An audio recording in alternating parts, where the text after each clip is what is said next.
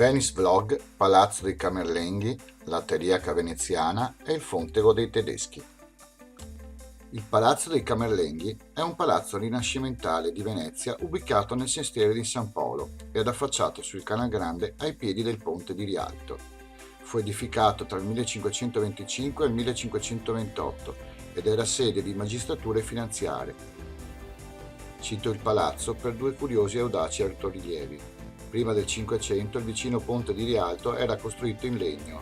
Dopo vari crolli si cominciò a parlare di un ponte in pietra e così nel 1551 le autorità veneziane indissero un bando. Trascorsero però 37 anni tra l'approvazione del progetto e la conclusione dei lavori ultimati nel 1591 sul progetto di Antonio da Ponte.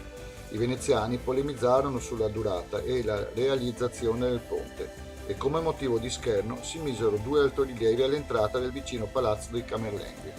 Essi rappresentano una popolana che aveva sentenziato quando che finisse il ponte me ci apparà fuoco e mona, al che un popolano avrebbe rilanciato sto ponte lo finirà quando che il caso fa la longia.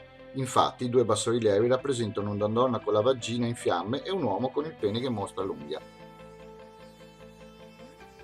La Teriaca veneziana. Se dal ponte di Rialto scendete verso il campo San Bartolomeo, potete trovare sulla sinistra l'insegna dell'antica spezieria alla testa d'oro. Dietro l'insegna una scritta Teriaca Andromachi, che attesta che qui si vendeva la teriaca, medicinale derivato dalle antiche ricette di Andromaco, il medico di Nerone. Essa, costituente di 64 ingredienti, era una panacea per molti mali ed era molto famosa a Venezia.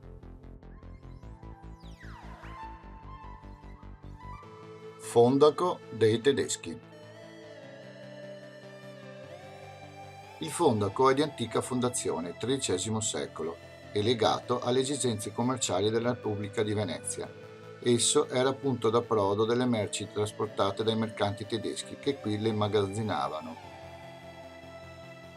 L'edificio originario fu vittima di un incendio devastante nel gennaio del 1505, ma in meno di 5 mesi fu ricostruito. Si decise di non ricorrere a decorazioni marmoree, ma fu abbellito all'esterno con affreschi del Giorgione e del Tiziano, ora scomparsi. Come in altri fondachi della città, anche questo fu soppresso con la caduta della Repubblica nel 1797.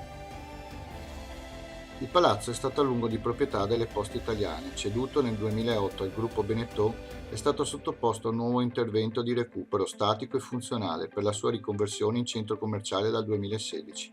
Consiglio vivamente di fare una visita approfittando del fatto che all'ultimo piano nella terrazza, senza pagare, c'è una delle più belle viste su Venezia.